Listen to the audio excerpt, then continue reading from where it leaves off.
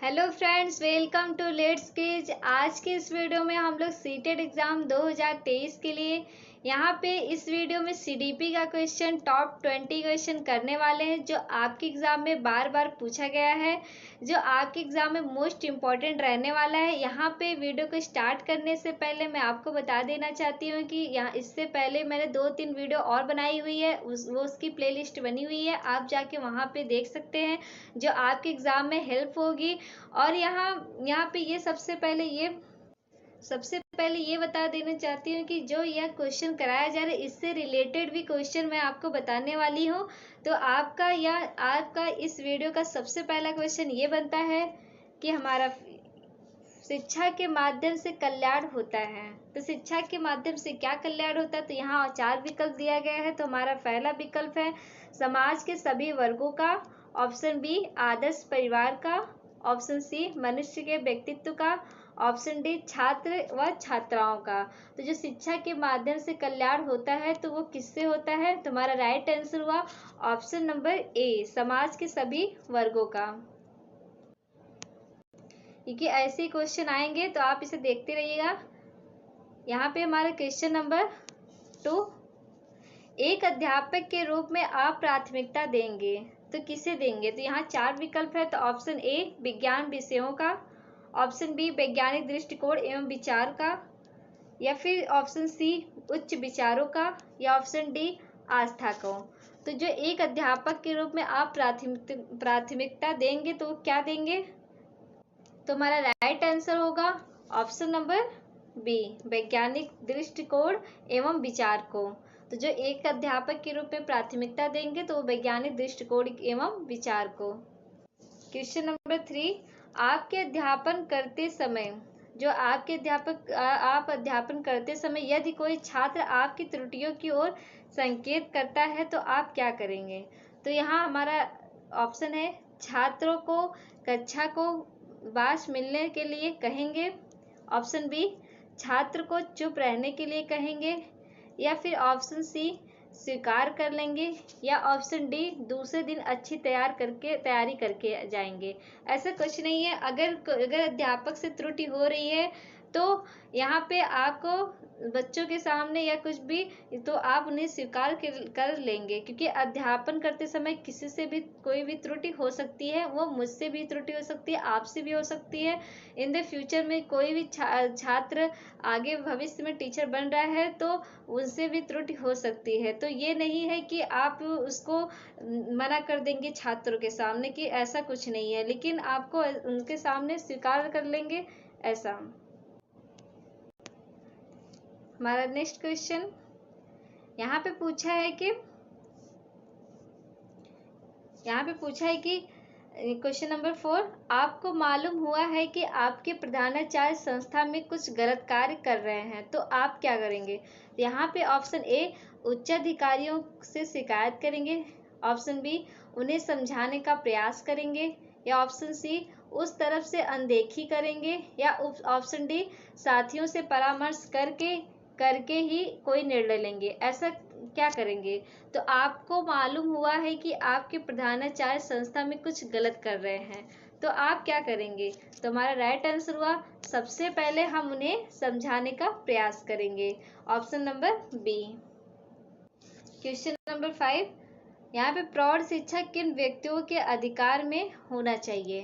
तो यहाँ पे जो प्रौढ़ शिक्षा है तो किसके अधिकार में होना चाहिए ये पूछा है। तो हमारा ऑप्शन ए सरकार के हाथ में, या ऑप्शन बी शिक्षित व्यक्तियों के हाथ में, या ऑप्शन सी गैर सरकारी समितियों के हाथ में, या ऑप्शन डी उपरोक्त सभी के हाथ में। प्रौढ़ शिक्षा किन व्यक्तियों के अधिकार में होना चाहिए? तो हमारा राइट आंसर होगा ऑप्शन नंबर सी, गैर सरकारी समितियों के हाथ में।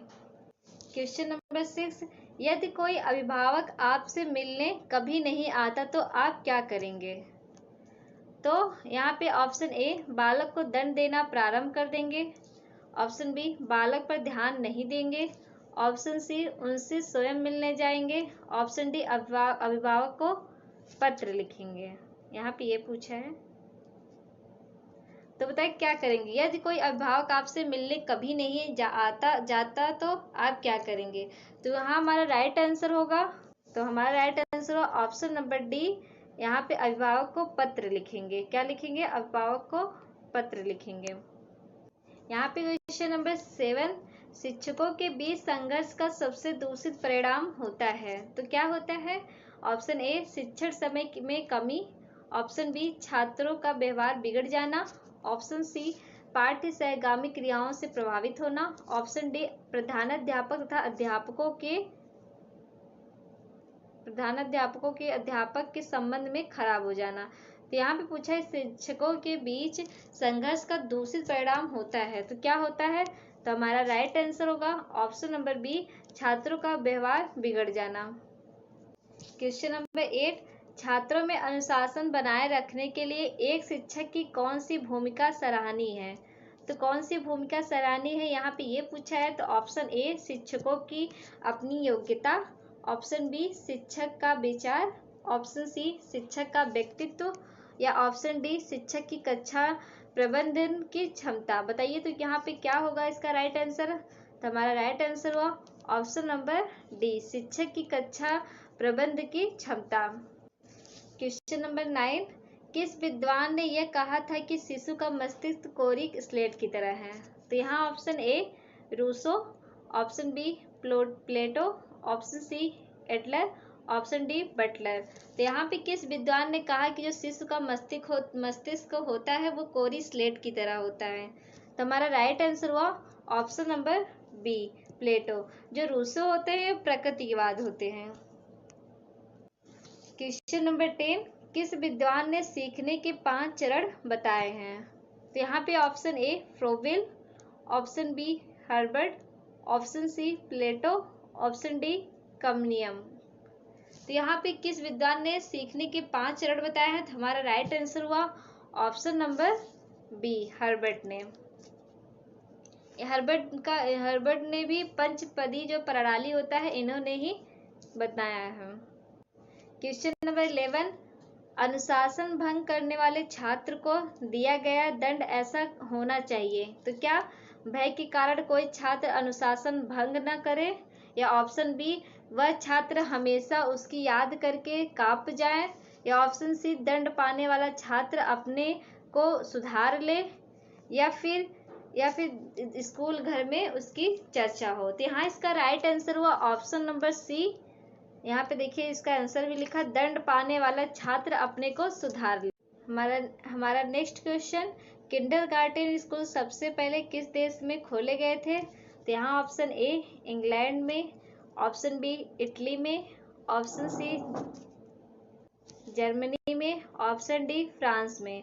तो हमारा राइट आंसर क्या होगा? तो हमारा राइट आंसर हुआ ऑप्शन नंबर सी, जर्मनी में।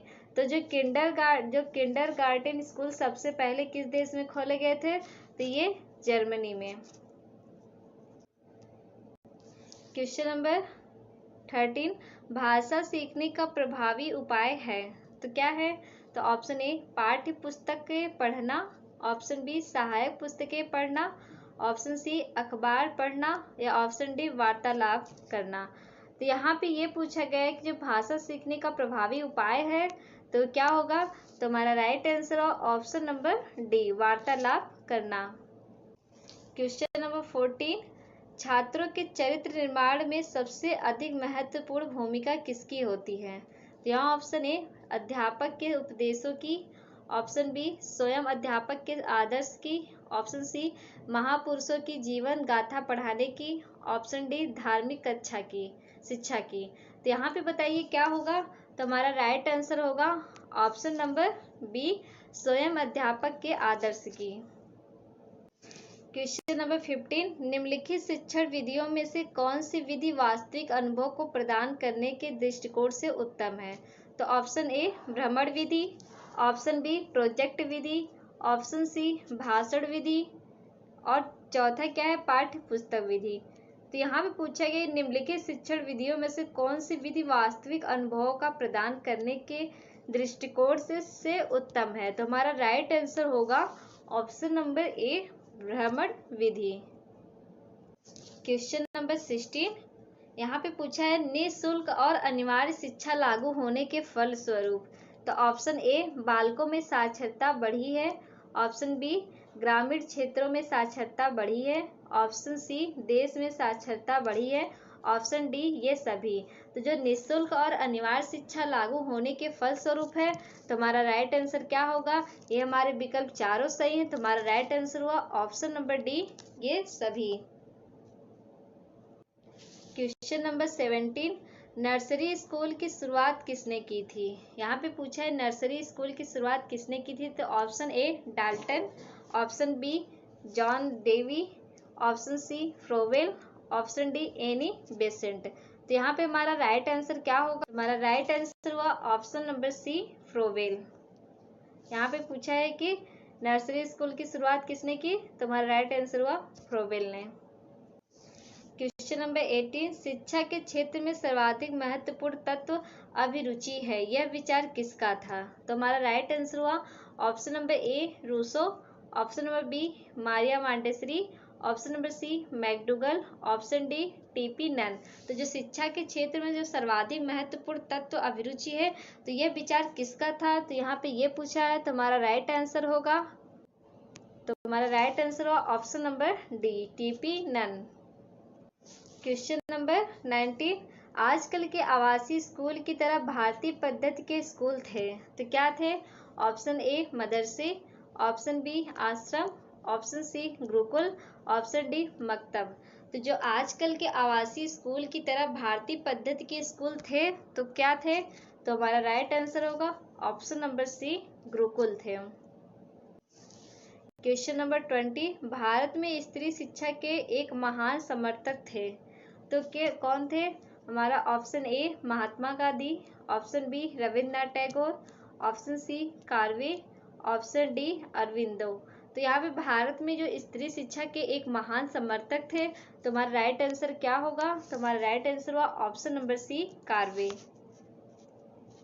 तो हमारा वीडियो आपको कैसा लगा? अगर अच्छा लगा तो प्लीज़ लाइक एंड सब्सक्राइब कर दीजिएगा, बेल आइकन पर प्रेस कर दीजिएगा, जिससे आपको नेक्स्ट वीडियो का नोटिफिकेशन मिलता रहेगा। चलिए मिलते हैं नेक्स्ट वीडियो में। Thank you.